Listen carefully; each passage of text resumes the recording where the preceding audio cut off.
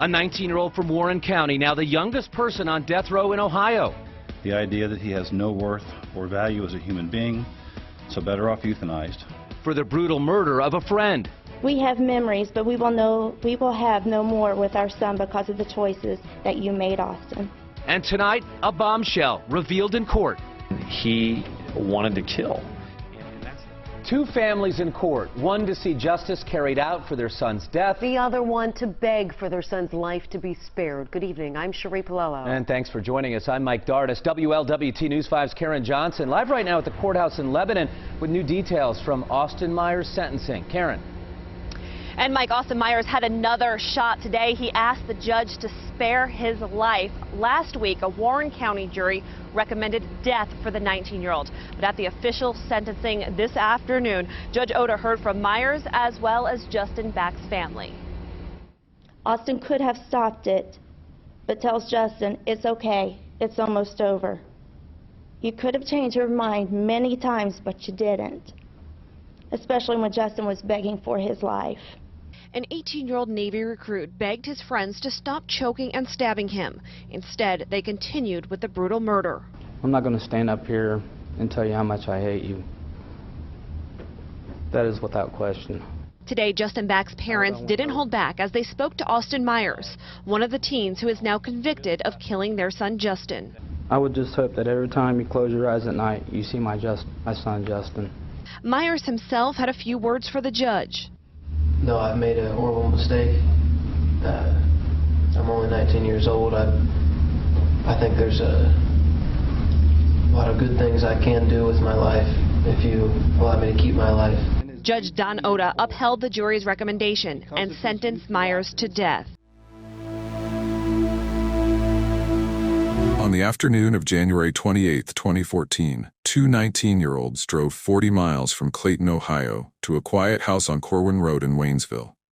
They carried with them a homemade garrote built from a 3-foot steel cable and 2 wooden cleats, a 6-inch pocket knife, rubber gloves, ammonia, and septic enzymes designed to dissolve a human body. They had spent 2 full days planning what they were about to do. They had a shopping list. They had assigned roles. They had rehearsed the cleanup. The person who opened the front door and let them in was Justin Michael Back. He was 18 years old. He was a 2013 graduate of Waynesville High School. He was less than 2 weeks away from reporting to the United States Navy. He had a mother who adored him, a stepfather who respected him, and friends who described him as the kind of person who could make anyone smile. He opened that door because the man standing on the other side was someone he had once called a friend. Austin Gregory Myers had known Justin since the 7th grade. Justin had been the one who reached out to Myers back then. The quiet kid, the loner, the one sitting by himself. Justin invited him to his lunch table. Justin looked out for him. Years later, Myers repaid that kindness by targeting Justin's family home for a robbery and deciding that Justin had to die so there would be no witness. Myers distracted Justin in the kitchen while Timothy Mosley came up from behind with the garrote. When the wire caught on Justin's chin instead of his neck, Mosley pulled out the knife and stabbed him repeatedly while Myers held him down. Justin fought. He asked why. He begged them to stop. They did not stop. He died on the floor of his own kitchen from 21 stab wounds while the 2 men he had led into his home stood over him. They wrapped his body in a blanket and put it in the trunk of a car. They stole a safe that Myers believed held $20,000. It held $70,000. They drove the body to a remote field in Preble County, dumped it behind a log, poured chemicals over it, and Myers fired 2 shots from a stolen handgun into Justin's remains. Then he suggested they go back to Waynesville and kill Justin's stepfather too. They never got the chance. A neighbor had noticed the car, a silver Chevrolet Cavalier with a plastic rear window held on by red duct tape. Within 24 hours, both men were in custody. Within 10 months, Austin Myers was sentenced to death. He became the youngest person on Ohio's death row at 19 years old. Timothy Mosley, the one who held the knife and delivered the fatal wounds, pleaded guilty and received life without parole. The case made national and international headlines. The BBC featured it in their documentary series, Life and Death Row. Legal experts debated whether it was just to execute the planner while sparing the killer. The Ohio Supreme Court ruled unanimously, 7-0, that the person who designs a murder can be just as guilty as the person who carries it out. But to understand how a gifted student from a middle-class home in Ohio, a kid who took music lessons, who was treated for depression, whose parents' divorce sent him spiraling, ended up homeless at 19, planning the murder of the one person who had shown him kindness when no one else did, all for a safe that held less than the price of a pair of sneakers. We have to go back to the beginning. If you are the kind of person who wants the full story, not just the verdict, not just the sentence, but everything that happened before and after, then this channel is for you. Subscribe to No Way Out. Austin Gregory Myers was born on January 4, 1995, in Montgomery County, Ohio. He came into a family that, by most outward measures, appeared to be middle class and stable. His parents were together during his earliest years, and the household had the kinds of things many families in suburban Ohio had: a decent home, steady income, and access to opportunities that many others in the criminal justice system never had. Myers grew up in the Dayton metropolitan area, a sprawling stretch of southwestern Ohio. His family lived in a community where people knew their neighbors. On the surface, nothing about Austin Myers' early years pointed toward the path he would eventually take. But beneath that surface, things were not as settled as they appeared. Myers' parents' marriage was deteriorating. The household became a place of tension and conflict, and eventually, the relationship between his mother and father broke apart entirely. The divorce hit the family hard, and it hit Austin harder than most people around him realized at the time. The circumstances surrounding the split were painful, and the fallout left marks on him that would follow him for years.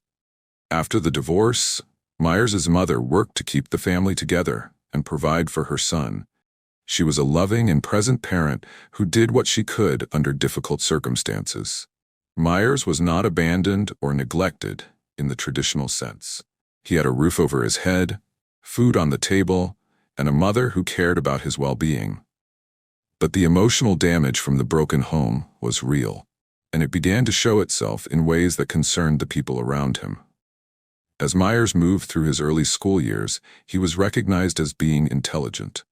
Teachers noted that he was a gifted student, someone who had the capacity to do well academically when he applied himself. He took music lessons, which suggested a household that valued enrichment and development. But intelligence and opportunity do not always translate into stability, especially when the emotional foundation underneath has cracks. Myers began to show behavioral issues as he got older. At some point during these years, Myers began receiving medical and psychiatric care. His mother recognized that something was not right and took steps to get him help. He was treated for depression. Myers attended school in the Waynesville area during his middle school years. It was during 7th and 8th grade that he attended the same school as a boy named Justin Back. The two became friends during that period, spending time together the way many kids in small-town Ohio did. They were part of the same social circles, knew the same people, and shared the kinds of experiences that come with growing up in a tight-knit community. Justin Back, by all accounts, was the kind of person who went out of his way to include others. He had a habit of reaching out to those who seemed isolated or out of place, inviting them to sit at his lunch table, making sure nobody felt left out. Austin Myers, quiet and reserved as he was exactly the kind of person Justin gravitated toward. That friendship, formed in the hallways and cafeterias of a small Ohio school, would not last. Myers' life was about to shift again, and the move that came next would take him away from Waynesville and away from Justin Back. The move took Myers to Clayton, Ohio, a small city in Montgomery County about 40 miles northwest of Waynesville. When Austin Myers arrived in Clayton, Ohio, he was starting over. New town, new school, new faces. For a teenager already dealing with the aftermath of his parents' divorce and ongoing mental health challenges, the transition was not easy. Clayton was a modest community within the Northmont School District, and Northmont High School became Myers's new daily reality. At Northmont, Myers continued to demonstrate academic ability. He was not a failing student. He had the intellectual tools to succeed in a classroom setting, and there were moments when that potential was visible to teachers and peers. But the behavioral issues that had begun to surface earlier did not go away with the change of scenery. If anything, the upheaval of relocation added another layer of instability to an already fragile situation. Myers's depression persisted through his high school years. The psychiatric care he had received earlier continued in some form, but the details of his treatment during this period remained largely private. By the time Myers finished at Northmont High School, his trajectory was unclear. He did not have a clear path forward in the way that some of his peers did. In the months that followed high school, Myers's situation deteriorated further. Whatever structure the school had provided, a daily schedule, a place to go, people to interact with, was gone. He was no longer a student with a routine. He was a young man in his late teens with no diploma-driven career path, no higher education plans, and no clear idea of what came next. Employment was inconsistent. Myers moved between odd jobs and periods of unemployment, never settling into anything stable. He would pick up work for a short time, then lose it or walk away. The pattern repeated itself over and over, a cycle of brief employment followed by stretches of nothing. Each time, the gap between who he had been and who he was becoming widened a little more. The gifted student his teachers had once noticed was now a young man who could not hold down a job long enough to build any kind of foundation. Money was a constant problem. Without steady work, Myers could not maintain a stable living situation. His circumstances became increasingly precarious, and at some point during this period, he lost his housing entirely. The homelessness was not the dramatic, visible kind that people associate with life on city streets. This was the quieter, more common version, couch surfing at friends' houses, staying with acquaintances for a few nights at a time, wearing out his welcome in one place and moving on to the next. It was an existence defined by dependence on other people's generosity and by the constant, low-level anxiety of not knowing where he would sleep next week or next month. For a young man already struggling with depression and the emotional residue of a fractured family, the instability compounded everything. It was during this period of drifting that Myers began spending more time with people in the Clayton area who were in similar situations. Young men without clear direction, without steady income, and without much to fill their days. One of those people was Timothy Mosley. Mosley was a few months older than Myers, living in Clayton, and occupying the same kind of aimless space. The two knew each other through mutual connections in the local social scene, the loose network of friends, acquaintances, and associates that forms naturally among young people in small communities where everyone is connected to everyone else by a degree or two. Myers and Mosley began spending time together regularly. They hung out at Mosley's house, rode around in Mosley's silver Chevrolet Cavalier, and passed time the way young men without jobs or responsibilities often did. Talking, smoking, watching television, and filling the hours with whatever was available. The relationship was not deep in the way that long-term friendships are. It was more a product of proximity and circumstance. They were in the same place, at the same time, with the same lack of anything better to do. That was enough to bring them together. Myers was the talker, the one with ideas, the one who brought energy and direction to their interactions. Mosley was quieter, more passive, the one who listened and went along. It was not that Mosley lacked the ability to think for himself, but in the context of his relationship with Myers, he occupied the role of the follower. While Myers's day-to-day life had narrowed to the streets and couches of Clayton, his mind still held a map of his past. He remembered Waynesville. He remembered the people he had known there, the houses he had visited, the neighborhoods he had walked through during middle school. Those memories were not nostalgic. They were practical. Myers thought about Waynesville not as a place he missed, but as a place where he knew things, where people lived, what they owned, how their homes were set up. One family in particular stayed lodged in his memory, the family of Justin Back, his former middle school friend. Myers knew that Justin still lived on Corwin Road with his mother Sandy and his stepfather Mark Cates. He knew the house. He had been inside it years earlier, back when he and Justin were spending time together in 7th and 8th grade. He knew the layout, the neighborhood, and the rhythms of the household. Most importantly, he knew, or believed he knew, that Mark Cates kept a safe inside the home. Cates worked as a corrections officer, a job that paid a steady wage, and Myers had formed the impression over the years that Cates stored a significant amount of cash in that safe. The number that settled in Myers's mind was roughly $20,000. It was a figure that may have come from something he overheard years ago, or from idle gossip among friends. The source of the number did not matter. What mattered was that Myers believed it, and that belief never faded. $20,000. For someone with a steady job and a stable life, it was a meaningful but not life-altering sum. For Austin Myers, homeless, unemployed, depressed, and watching the days blur together with nothing to show for any of them, it was a fortune.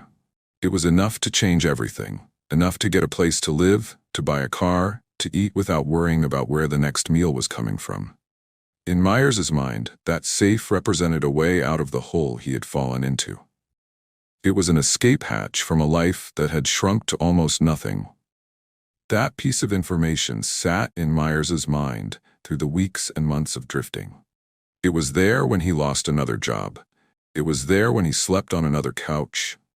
It was there on the night of January 26, 2014, when he lay down to sleep at Timothy Mosley's house in Clayton, knowing that the new job he was supposed to start the next morning was his latest chance to turn things around. And it was still there when he woke up on the morning of January 27th and realized he had overslept and missed the start of that job entirely. Rather than scrambling to salvage the employment opportunity, calling in, apologizing, asking for another chance, Myers let it go. The pattern of lost jobs and missed opportunities had repeated itself so many times that this one barely registered as a setback. It was just another closed door in a hallway full of them. But on this particular morning, instead of sinking into the usual frustration and inaction, Myers turned his attention to something that had been sitting in the back of his mind for months. He woke Mosley and asked him a question that would set everything in motion. Myers wanted to know if Mosley was interested in making some money. Mosley said he was. It was a simple exchange, 2 words, really, but it opened the door to a conversation that would end with the death of an innocent person. Myers laid out 2 options. They could rob a drug dealer he knew, or they could target the home of Justin Back's stepfather, Mark Cates, in Waynesville. Myers explained that Cates had a safe in his house and that he believed the safe contained as much as $20,000. He also mentioned that Cates kept a gun in the home. The information came from Myers's memory of the time he had spent near the Back family during middle school, combined with whatever he had picked up through casual conversation or observation over the years. Mosley listened. The drug dealer option was discussed briefly, but it was the Cates house that held Myers's attention. The two decided to drive to Waynesville that same day to check out the house. They got into Mosley's silver Chevrolet Cavalier and made the roughly 40-mile drive southeast from Clayton to Wayne Township. When they arrived at the Corwin Road home, they realized that Justin Back was home. With someone inside the house, a burglary would be too risky.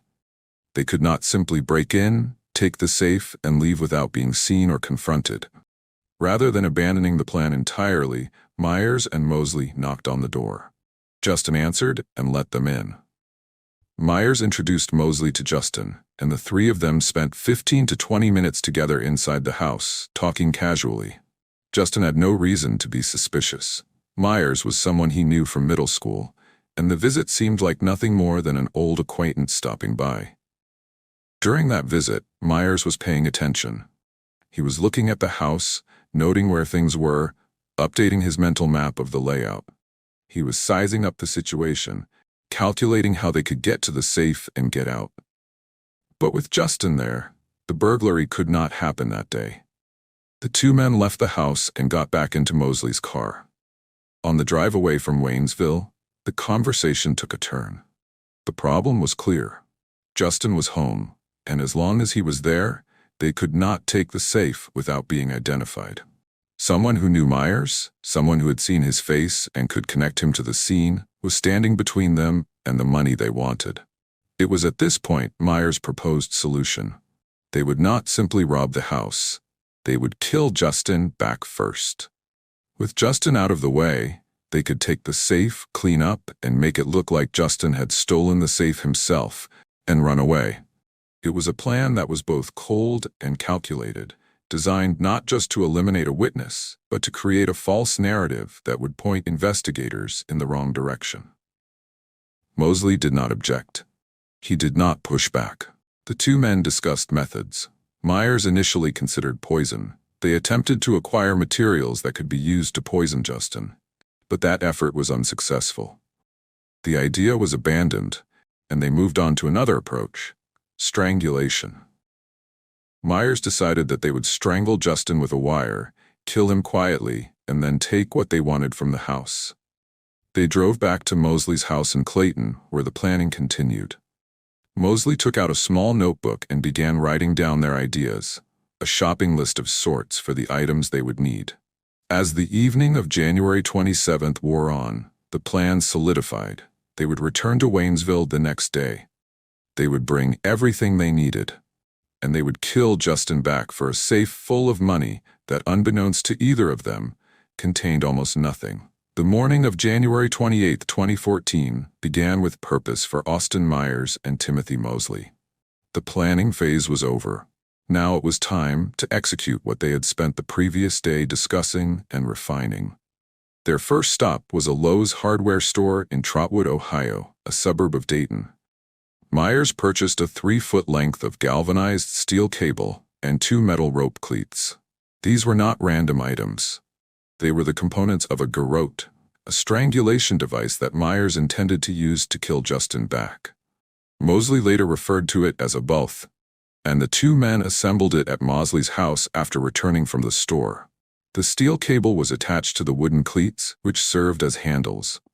When pulled tight around a person's neck, the device was designed to cut off airflow and cause death by strangulation. After building the garrote, Myers and Mosley made additional purchases.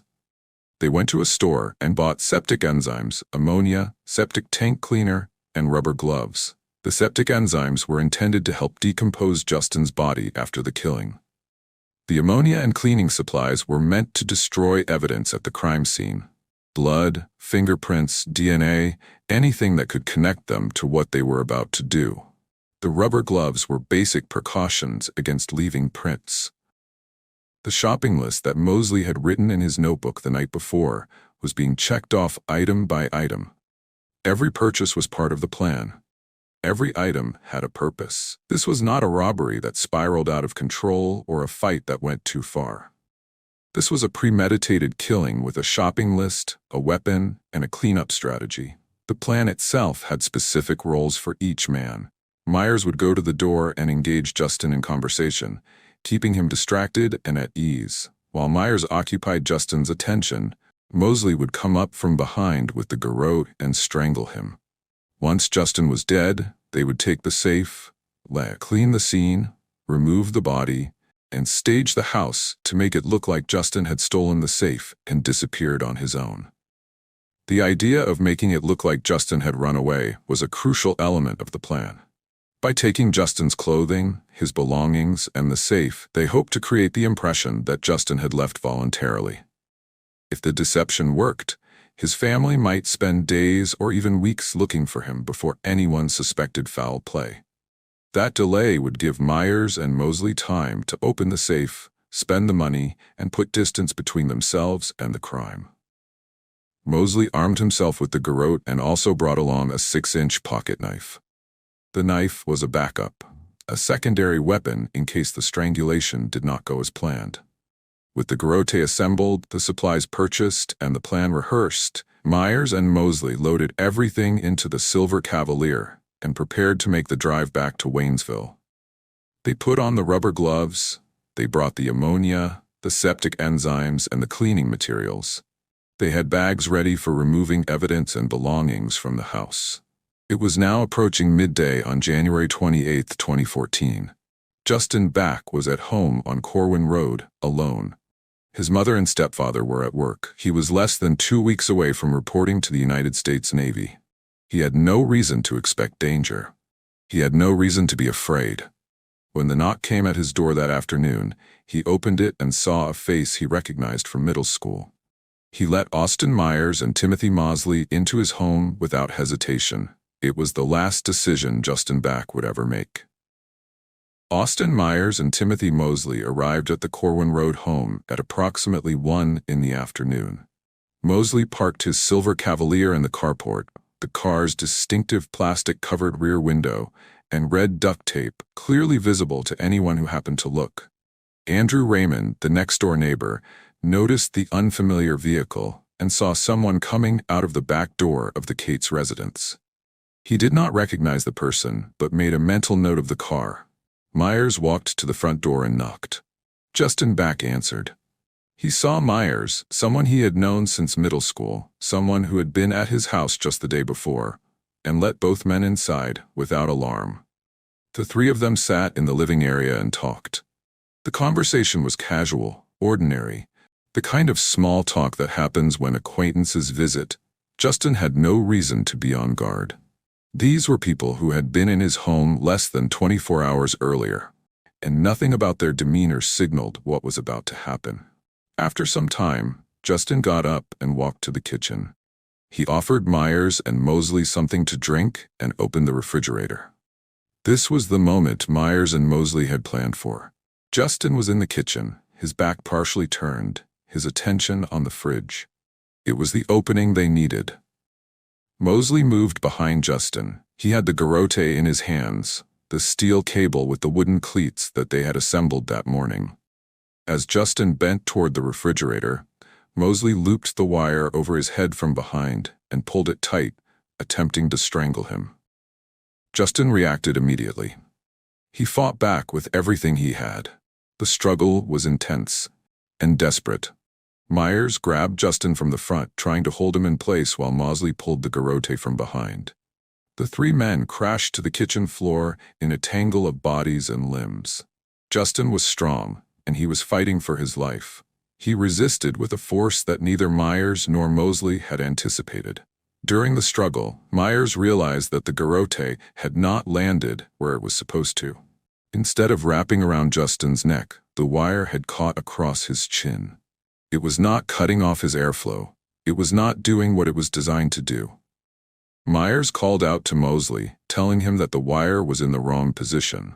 Mosley, struggling to maintain control and unable to reposition the garrote effectively, reached for the 6-inch pocket knife he had brought with him. He pulled it out and stabbed Justin in the back. Justin continued to fight. He was on the floor, held down by Myers, being attacked from behind by Mosley, and he was still resisting. He cried out. He asked why this was happening. He pleaded for them to stop.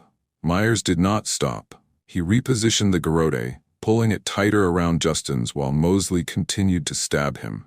The attack continued until Justin stopped moving. The Montgomery County coroner would later determine that Justin died from multiple stab wounds.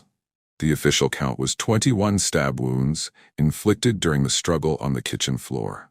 Justin Michael Back, 18 years old, less than 2 weeks from leaving for the United States Navy, died on the kitchen floor of his family's home at the hands of 2 men he had let through the front door. The kitchen was covered in blood. The struggle had been violent and prolonged, and the physical evidence of what happened was everywhere. On the floor, on the walls, on the clothes of all 3 men. The clean, quick kill that Myers and Mosley had planned had not gone according to script. What was supposed to be a silent strangulation had turned into a prolonged and brutal attack that left the scene far messier and far more difficult to conceal than they had imagined. With Justin Back dead on the kitchen floor, Austin Myers and Timothy Mosley turned their attention to the reason they had come in the first place. The safe. They searched the house and found it in a closet. But when they pulled it out, they discovered a problem they had not anticipated. The safe was locked, and they had no way to open it on the spot. Whatever was inside would have to wait until they could figure out how to crack it. Myers also located a handgun belonging to Mark Cates elsewhere in the home. He picked it up and loaded it. With the safe in hand and the gun secured, Myers and Mosley began the process of cleaning up the crime scene. They used the ammonia and cleaning supplies they had purchased that morning to scrub the blood from the kitchen floor. They wiped down surfaces, gathered bloody towels and rags, and attempted to erase the physical evidence of the attack. The cleanup was hurried and imperfect. They were working against the clock, aware that Sandy and Mark Cates would be coming home from work later that afternoon. They wrapped Justin's body in a blanket and carried it out to the trunk of Mosley's car. Then they went back inside and ransacked the house, taking the locked safe, some jewelry, credit cards, and various personal items belonging to Justin. His clothing, headphones, glasses, laptop computer, and phone charger. The idea was still to make it look like Justin had packed up his things, taken the safe, and left on his own. They stuffed bloody towels, rags, and rugs into garbage bags. They filled a laundry basket with Justin's clothes and belongings. They loaded everything into Mosley's car. By approximately 2 in the afternoon, roughly 1 hour after they had arrived, they left the Corwin Road house. Mosley drove. As they pulled away from the neighborhood, he became paranoid. He was worried about being followed, worried that someone had seen them, worried that the car, with its distinctive plastic rear window and red duct tape, had been noticed. He took side roads instead of main highways, winding through the rural landscape of Warren and Preble counties. At one point, Mosley pulled over in a remote area to check the exterior of the car for blood. While Mosley inspected the vehicle, Myers searched through the bags of Justin's belongings and found his wallet. Inside was a little more than $100 in cash. Myers took the money. They drove back to Mosley's house in Clayton, where they unloaded the items from the car. They carried the locked safe upstairs to Mosley's bedroom. They changed out of their bloody clothes. The immediate crisis of the crime scene was behind them, but they still had a body in the trunk of the car that needed to be dealt with. Mosley knew the area around West Alexandria and the rural stretches of Preble County. He suggested they dump the body in a remote location he was familiar with, a field near the village of Gratis, close to a place locals called Crybaby Bridge. It was isolated, wooded, and far enough from any main road that a body could go undiscovered for a significant period of time. They drove to the location. Mosley pulled the car into the field, stopping about 20 feet from a fallen log. The two men carried Justin's body from the trunk and laid it on the ground behind the log. The body was still partially wrapped in the blanket and still clothed. Myers then poured ammonia and septic enzymes over the corpse. The enzymes were intended to accelerate decomposition, to break down the biological evidence that could link them to the crime. It was a crude and ultimately ineffective strategy, but it reflected the level of planning that had gone into the cover-up. Then Myers took the handgun he had stolen from the Cates home and fired 2 shots into Justin's body. The gun jammed on the 3rd attempt. Myers cleared the jam, ejecting the unfired bullet onto the ground where it landed in the dirt near the body. He did not pick it up. After disposing of the body, Myers made a suggestion that revealed the depth of his thinking. He proposed that they go back to Waynesville and kill Mark Cates, Justin's stepfather. The idea was to make it appear that Cates had murdered Justin and then fled. It would create a false suspect and divert attention away from Myers and Mosley entirely. Mosley did not go along with that plan. Whether out of fear, exhaustion, or some remaining shred of conscience, he refused. The idea was dropped, and the two men drove back to Clayton. They did not know it yet, but their window of freedom was already closing. Mark Cates arrived home from work at approximately 3:30 in the afternoon on January 28, 2014. As he walked into the house on Corwin Road, something felt wrong. A table had been moved from its usual position. Some rugs were missing from the floor. The house had a disturbed quality to it, as though someone had been through the rooms and rearranged things in a hurry. Cates began checking the house more carefully. He discovered that his safe was gone from the closet where he kept it. His handgun was also missing. Items had been taken from various rooms, and the house showed signs of having been ransacked, though the cleanup effort by Myers and Mosley had obscured some of the more obvious evidence of what had actually happened. Sandy Cates arrived home shortly after her husband. Together, they tried to make sense of what they were seeing: the missing safe, the missing gun, the displaced furniture, and absent rugs. It all pointed to a burglary, but the scene was unusual. It did not look like a typical break-in. There were no broken windows, no forced doors. Whoever had been in the house had been let in. They tried to reach Justin. His cell phone rang inside the house. He had left it behind, or more accurately, Myers and Mosley had not taken it. The phone sitting on the counter while Justin was nowhere to be found was deeply alarming. An 18-year-old in 2014 did not go anywhere without his phone. Its presence in the house, combined with Justin's absence and the signs of disturbance, told Sandy and Mark that something was seriously wrong. They called the Warren County Sheriff's Office. Deputies responded to the Corwin Road address and began processing the scene. The initial report was a burglary: stolen safe, stolen firearm, missing items. But the missing person element changed the character of the investigation almost immediately. Justin Back was not just absent, he was unreachable. His phone was at the house, and the circumstances of the burglary suggested something more than a simple property crime. As deputies examined the house, they began asking questions about who might have been at the residence recently.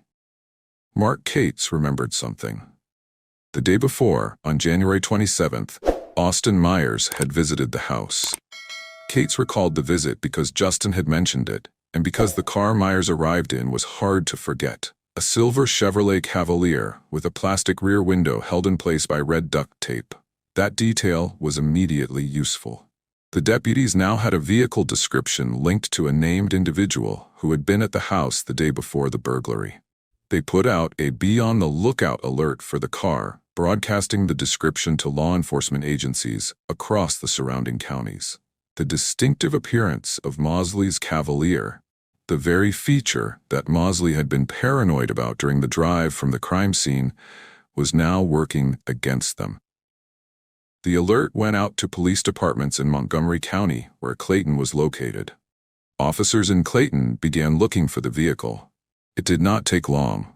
The silver Cavalier was found parked at Timothy Mosley's house, the same house where Myers had been staying. Clayton police officers went to Mosley's residence and detained Austin Myers. They notified Warren County detectives that they had the person of interest and the vehicle in custody. The investigation was now moving at speed. Less than 24 hours after Justin Back's murder, the man who had planned it was in police custody. But Myers was not talking. Not yet. He had a story prepared, and he intended to stick to it for as long as he could. Warren County Sheriff's detectives traveled to Clayton on January 29, 2014, to interview Austin Myers at the Clayton Police Station.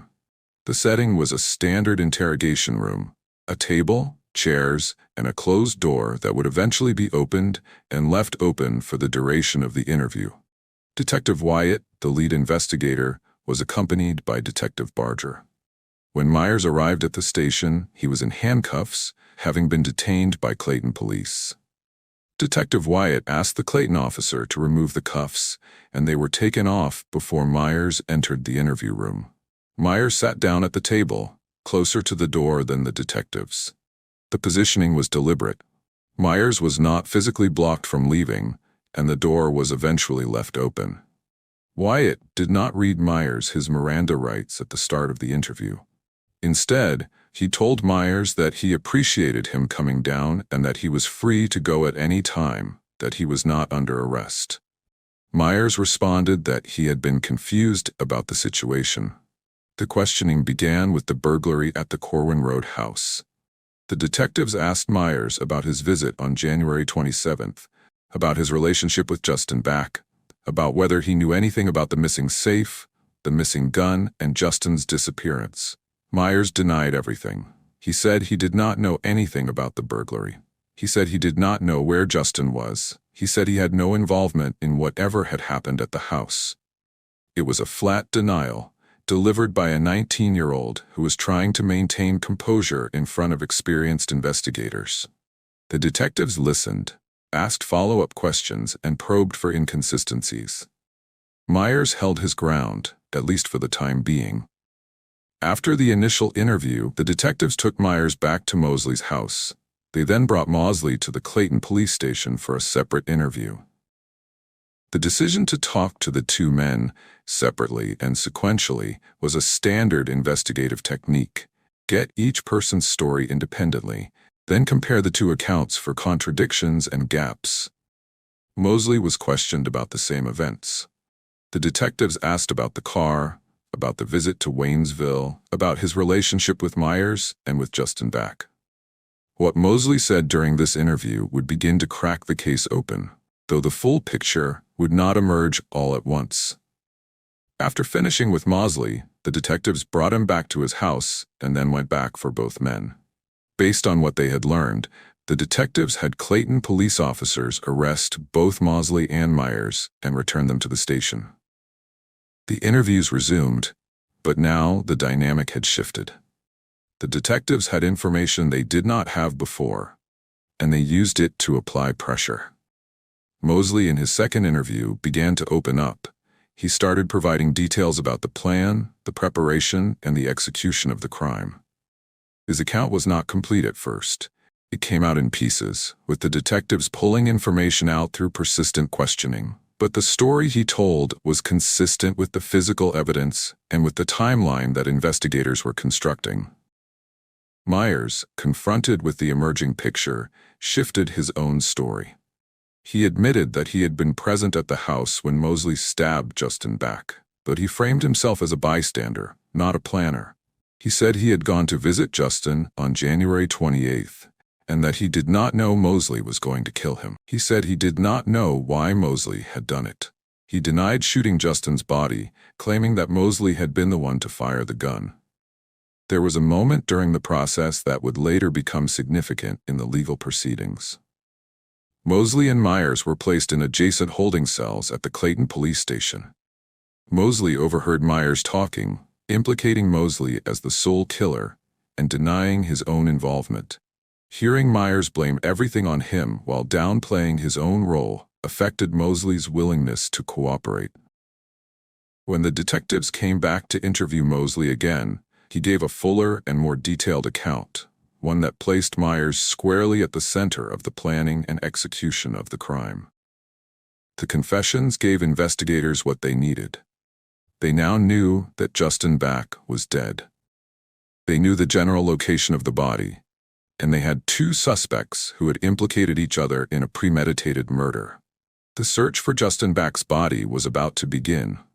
Armed with the information from the interrogations, investigators from the Warren County Sheriff's Office and Preble County authorities organized a search of the rural area near Gratis, Ohio. The location Mosley had described was a field near a place locals called Crybaby Bridge, a remote, wooded stretch of countryside in Preble County, far from any residential area and well off the main roads. The search team found Justin Back's body behind a fallen log in the field. He was lying on the ground, still partially wrapped in a blanket and still clothed. His body was covered in a white powder, the septic enzymes that Myers had poured over him in an attempt to accelerate decomposition. The chemicals had not had the effect Myers intended. The cold January temperatures had slowed any biological processes, and the body was largely intact. The scene was processed carefully by forensic teams. They documented the position of the body, the condition of the clothing and blanket, and the presence of the septic enzymes. They recovered the spent bullet casings from the 2 shots Myers had fired into the body. They also found the unfired bullet that had been ejected when the gun jammed, the round that Myers had cleared and left on the ground without picking up. Every item recovered from the scene was bagged, tagged, and cataloged as evidence. The body was transported to the Montgomery County Coroner's Office for autopsy. The examination confirmed what the detectives already suspected. Justin Back had died from multiple stab wounds. The coroner documented 21 separate stab injuries, consistent with a prolonged and violent attack.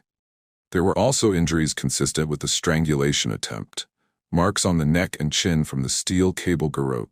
The 2 gunshot wounds were identified as post-mortem, inflicted after Justin was already dead. The autopsy results painted a picture that was consistent with both Mosley's account and the physical evidence recovered from the crime scene. The cause of death was clear, the method of attack was documented, and the timeline of injuries, strangulation attempt, stabbing, and post-mortem gunshots aligned with what the detectives had been told during the interrogations. Meanwhile, investigators continued to process the Corwin Road house. Despite the cleanup efforts by Myers and Mosley, traces of blood were found throughout the kitchen, on the floor, in the crevices and seams where the ammonia had not reached. Human blood was also detected in the living room. The cleaning had been thorough enough to deceive the naked eye upon initial inspection, but forensic analysis revealed what the ammonia and scrubbing could not fully erase. The stolen items were recovered from Mosley's house in Clayton. The safe was found in Mosley's bedroom. When investigators opened it, they discovered that it contained approximately $70.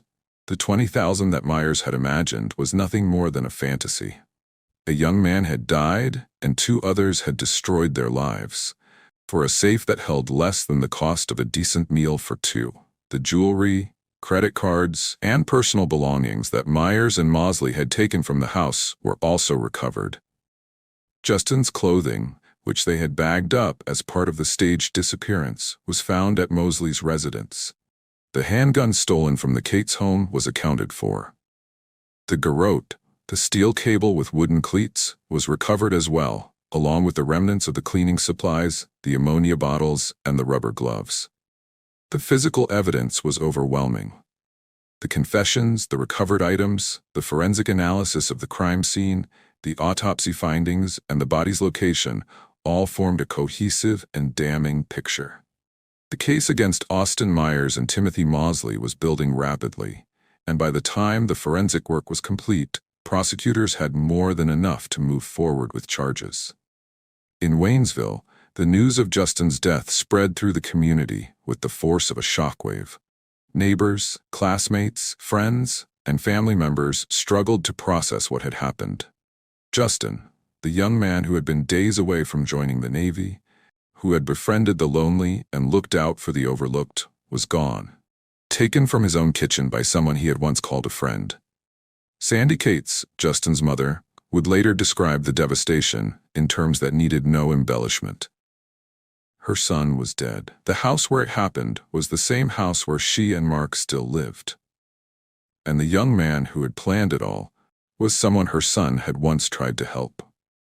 Austin Myers and Timothy Mosley were formally charged in Warren County, Ohio, in connection with the murder of Justin Beck.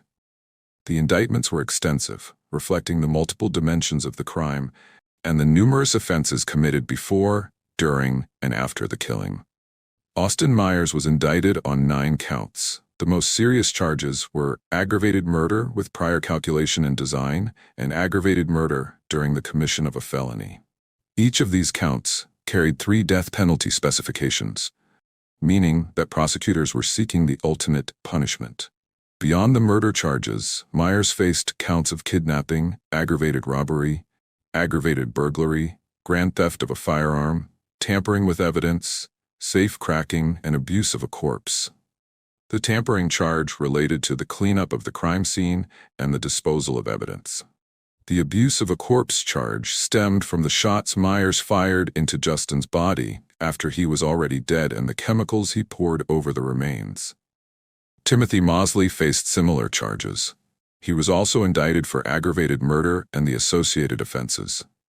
Both men were looking at the possibility of the death penalty, and both were held without bond as the case moved toward trial. The Warren County Prosecutor's Office, led by David Fornshell, handled the case directly. Myers was appointed defense counsel by the court as he was declared indigent and unable to afford private representation. His attorneys were Greg Howard and John Kaspar, experienced criminal defense lawyers who would represent him through the trial phase. Their task was significant. The evidence against Myers was substantial. The confessions were damaging, and the premeditated nature of the crime made it difficult to argue that the killing was anything other than a calculated decision. Mosley's family hired a private attorney, Dennis Lieberman, to represent him. The decision to retain private counsel would prove consequential in the months ahead, as Lieberman navigated the legal strategy that would ultimately separate Mosley's fate from that of his co-defendant. In the weeks following the indictments, both defendants were held at the Warren County Jail. Pre-trial hearings began, and the legal machinery of a capital case started to turn. Discovery was exchanged, motions were filed, and the prosecution began building its case using the physical evidence, the forensic analysis, and the statements both defendants had made to investigators. In the months leading up to the trial, Timothy Mosley's legal team engaged in negotiations with the Warren County Prosecutor's Office. The subject of those negotiations was a plea agreement, a deal that, if reached, would remove the death penalty from Mosley's possible sentencing outcomes in exchange for his cooperation as a witness against Austin Myers. For prosecutors, the calculation was straightforward. They had evidence against both defendants, but the case against Myers, the planner, the instigator, the person who had conceived the idea and directed the execution, required testimony that could fill in the gaps left by physical evidence alone. Mosley had been present for every stage of the crime, from the initial conversation on January 27th through the disposal of the body on January 28. His first-hand account could provide the narrative thread that tied all the evidence together into a coherent and compelling story for a jury. For Mosley, the calculation was equally clear. He was facing the death penalty for a crime that involved 21 stab wounds and a garrote. The evidence against him was strong, and the prospects of acquittal were slim. A plea agreement that took execution off the table in exchange for truthful testimony was, in the cold arithmetic of criminal defense, a deal worth taking. The negotiations concluded shortly before the start of Myers' trial. Mosley agreed to plead guilty to the charges against him and to accept a sentence of life in prison without the possibility of parole. In exchange, he would testify against Austin Myers, providing the jury with a detailed first-person account of the planning, preparation, and commission of Justin Back's murder. The timing of the plea deal became a significant issue in the case. Myers' defense attorneys argued that they were not given adequate notice that Mosley would be testifying as a prosecution witness. They contended that the late disclosure of Mosley's role as a witness and the journal notebook that Mosley had written their plans in prejudiced their ability to prepare for trial. The prosecution responded that they had informed the defense as soon as the plea deal was finalized, and that the defense had access to Mosley's earlier recorded statements to police. The plea deal set the stage for one of the most contentious aspects of the case, the sentencing disparity between the two defendants. Mosley, who had physically stabbed Justin Back to death, would serve life without parole. Myers, who had planned the crime but had not held the knife, would face the possibility of execution. Whether that disparity was just or unjust would become the central question of Myers' appeal and one of the defining issues of the case as a whole. On November 14, 2014, Mosley was formally sentenced to life in prison without the possibility of parole. He was sent to London Correctional Institution in Ohio to begin serving his sentence. His cooperation with prosecutors was complete, and his legal journey, at least at the trial level, was over. For Austin Myers, the trial was just beginning. The trial of Austin Myers began in October 2014 in Warren County Common Pleas Court, presided over by Judge Donald Oda II. The courtroom in Lebanon, Ohio, the Warren County seat, became the setting for a case that had drawn attention far beyond the borders of the community where the crime took place. The prosecution's strategy was to present Myers not as a secondary participant, but as the mastermind. Fornshell argued that Myers was the instigator and architect of the murder, the person without whom the crime would never have occurred. He had chosen the target. He had designed the plan. He had set everything in motion. The evidence presented during the trial was extensive. Prosecutors introduced the physical items recovered from Mosley's house and from the dump site in Preble County: the garrote, the stolen safe, the handgun, the personal belongings, the septic enzymes. Mosley's testimony was a centerpiece of the prosecution's case.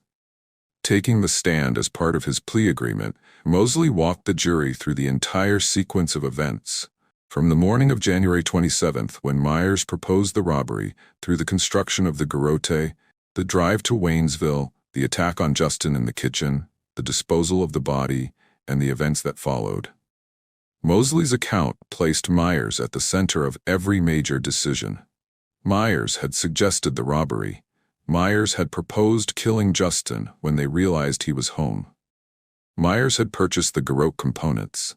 Myers had told Mosley that the wire was on Justin's chin during the struggle. Myers had poured chemicals on the body. Myers had fired shots into the corpse, and Myers had suggested going back to kill Mark Cates. The defense team, led by Greg Howard and John Kaspar, faced an uphill battle. The physical evidence was strong, the confessions were damaging, and Mosley's testimony provided a detailed narrative that tied everything together.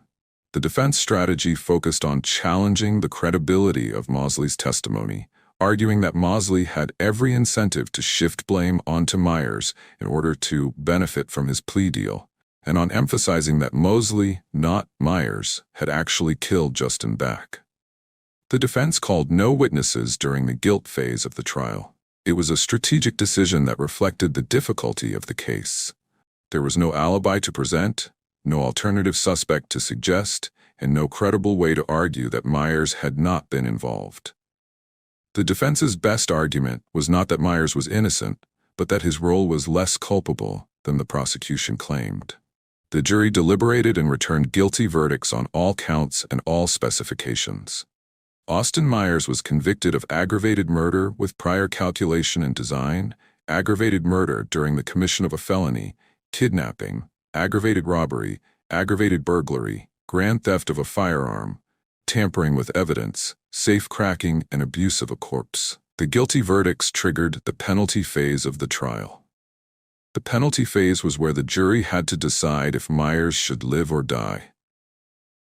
Fornshell walked them through everything Myers had done. The defense tried to save Myers' life. They told the jury he was only 19, that he suffered from depression, that he had been in psychiatric care, that his parents' divorce had damaged him, and that he had never been in trouble with the law before. His mother got on the stand and begged the jury to let her son live. Myers himself spoke to the jury. He said he was sorry. He said he wished he could go back and stop it. He said he knew nothing he could say would bring Justin back. Prosecutors told the jury not to buy it. They reminded them that Myers had lied to detectives, blamed everything on Mosley, never once took responsibility, and had even planned to kill again. The apology only came when he was sitting in front of the people who would decide if he lived or died. It was too little, too late. The jury chose death. Judge Oda made it official on October 16, 2014. He told the courtroom that without Austin Myers, he did not believe Timothy Mosley would have ever killed anyone. Myers was the reason Justin Back was dead. At 19 years old, Austin Myers became the youngest person on death row in Ohio. Myers' death sentence automatically went to the Ohio Supreme Court for review. His appellate lawyers, Timothy McKenna and Roger Kirk, raised 18 arguments against the conviction and sentence. Oral arguments were heard on December 5, 2017 in Columbus, with prosecutor Fornshell personally arguing for the state. The defense pushed three main points. First, the sentencing disparity. Mosley stabbed Justin 21 times and got life, while Myers never touched the knife and got death. They called it patently unfair. Second, Myers' age. He was only 19, and brain science shows the human brain does not fully mature until the mid-20s. They argued the legal cutoff at 18 was an arbitrary line. Third, procedural problems. They said the prosecution waited too long to tell them Mosley would be testifying and to hand over Mosley's planning notebook. Fornshell pushed back on everything. On the disparity, he said Ohio law compared death sentences to other death penalty cases, not between co-defendants. On youth, he pointed to the 2 days of careful planning and said there was nothing impulsive about what Myers did. On the late disclosure, he said the defense had been notified as soon as the deal was finalized. On May 17, 2018, the court ruled unanimously, 7-0, upholding the conviction and the death sentence. Justice DeWine wrote the 60-page opinion. The court found that the person who plans a murder can be just as guilty as the person who carries it out. On Myers' age, the court said it had given death sentences to other 19-year-olds and that Myers did not have a condition that made execution unconstitutional. On his background, DeWine wrote that Myers came from a broken home but had a loving family, a middle-class upbringing, music lessons, and academic talent. Advantages most death row inmates never had. The court set the execution for July 20, 2022. Myers' lawyers filed a motion asking the court to reconsider. On August 1, 2018, Chief Justice O'Connor denied it. The direct appeal was over. The case then shifted to post-conviction proceedings. In 2016, the Ohio Public Defender's Office had filed a petition arguing that Myers' trial lawyers failed him during the penalty phase. The specific claim was that they should have brought in experts on adolescent brain development to explain how a 19-year-old brain is still maturing, especially in the areas that control decision-making and impulse control. If the jury had heard that testimony, the argument went, they might have chosen life over death. The Warren County Trial Court dismissed the petition. But in March 2021, the 12th District Court of Appeals reversed that decision and sent the case back for a hearing. The appeals court said changes in Ohio's post-conviction laws meant Myers deserved a chance to present this evidence. Prosecutor Fornshell said the ruling was limited. It was not a new trial, just a narrow hearing on whether the brain development testimony should have been part of the original case. New attorneys, Parker and Sweeney, were appointed to represent Myers. They began preparing experts to evaluate his neurological development at the time of the crime. In July 2021, they filed to keep the stay of execution in place while the post-conviction process continued. By 2023, they were still filing motions and requesting resources for the next stage of appeals. Myers remained unable to afford his own lawyers. The question of youth has been at the heart of the case from the beginning. The U.S. Supreme Court banned executing anyone for crimes committed before 18. Myers was 19 years and 24 days old when Justin was killed, just barely past that line. Brain science shows the prefrontal cortex, the part of the brain that handles decision-making and impulse control, does not fully develop until the mid-20s. At 19, those systems are still growing. Myers' lawyers argued this science should matter. The Ohio Supreme Court disagreed, saying the level of planning in this crime showed Myers understood exactly what he was doing, regardless of his age. But the post-conviction proceedings have brought the argument back in a new form. If experts had explained all of this to the jury during the penalty phase, the outcome might have been different. That question has not yet been answered. Austin Gregory Myers is currently 31 years old. He has spent more than a decade in the Ohio prison system, most of it on death row. He is presently housed at Ross Correctional Institution, where he remains under a sentence of death for the aggravated murder of Justin Beck. His execution was originally scheduled for July 20, 2022, but that date has been stayed pending the resolution of his post-conviction appeals. The post-conviction process has moved through multiple stages. The initial petition in the Warren County Common Pleas Court, the appeal to the 12th District Court of Appeals, the remand for an evidentiary hearing, and additional filings with the Ohio Supreme Court. As of the most recent court records, the case continues to move through the system, with the specific question of whether trial counsel was ineffective for failing to present expert testimony on adolescent brain development still unresolved. Myers has been represented throughout the post-conviction process by attorneys appointed by the court, consistent with his status as an indigent defendant. His legal team has argued that the issues in his case are significant and that the proceedings are far from being completed. No new execution date has been set. Ohio's broader approach to capital punishment has also been a factor in Myers' case. The state has not carried out an execution since 2018, and the availability of lethal injection drugs has been a persistent issue in Ohio's death penalty administration. The practical reality is that even if Myers' appeals were ultimately unsuccessful, the timeline for an actual execution would depend on factors beyond the specifics of his case, including the state's ability and willingness to carry out the sentence. That said, having covered hundreds of death row cases on this channel, the patterns are difficult to ignore. When the conviction is solid, when the evidence is overwhelming, when the highest court in the state has ruled unanimously, and when the crime involved this level of premeditation and planning, the odds shift heavily toward execution.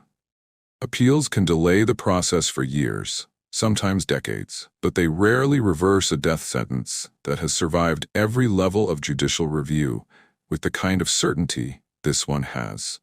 The 7-0 ruling from the Ohio Supreme Court left no room for doubt about how that court viewed the case. The post-conviction arguments about brain development and ineffective counsel may buy time, but they face an uphill battle against a record that shows 2 full days of planning, a homemade weapon, a shopping list of supplies, and a cover-up that included shooting the victim's body and suggesting a second murder. Courts tend to look at those facts and conclude that this was not a young man acting on impulse. Based on everything we have seen across the cases we have covered, the chances are high that Austin Myers will eventually be executed. Timothy Edward Mosley is currently serving his sentence of life in prison without the possibility of parole. He is housed at London Correctional Institution in Ohio. Now 31 years old as well, Mosley will spend the rest of his life behind bars. His cooperation with prosecutors secured him a sentence that, while severe, spared him from death row. He has not been a public figure since his sentencing and has not made public statements about the case. The Cates family remains in Waynesville. Sandy and Mark Cates still live in the house on Corwin Road where Justin was killed. Sandy has continued her advocacy work, maintaining the Remembering Justin Back Facebook page and supporting legislative efforts related to criminal sentencing in Ohio. The Justin Back Be a Hero 5K Run Walk has continued as an annual community event, keeping Justin's memory alive and raising awareness about the impact of violent crime. Justin's Law, the proposed legislation Sandy championed to increase mandatory minimum sentences for aggravated murder, passed the Ohio House of Representatives in 2016. The bill's progress through the state legislature represented a tangible legacy of Justin's death and his mother's determination to create something positive out of unspeakable loss. The Warren County Prosecutor's Office, under David Fornshell, has continued to push the case forward at each stage of the appeals process. Fornshell has stated publicly that he views Myers as the most culpable party in the murder and that the death sentence was justified by the evidence and the law. If this case moved you, if it made you think, if it raised questions you did not have before you pressed play, then we have done our job. This channel exists to go deeper than the headlines, to tell the full story behind every case, and to make sure the people at the center of these stories are not forgotten. If you are new here, this is what we do. We cover death row cases from beginning to end. No shortcuts, no sensationalism, just the facts and the people behind them. If you want to stay with us and follow these cases as we release them, hit that subscribe button and turn on notifications so you never miss a new documentary. Share this video with someone who needs to hear this story. Leave a comment and tell us what you think about the sentencing disparity, about the question of youth, about whether justice was served in this case. This has been No Way Out. We will see you in the next one.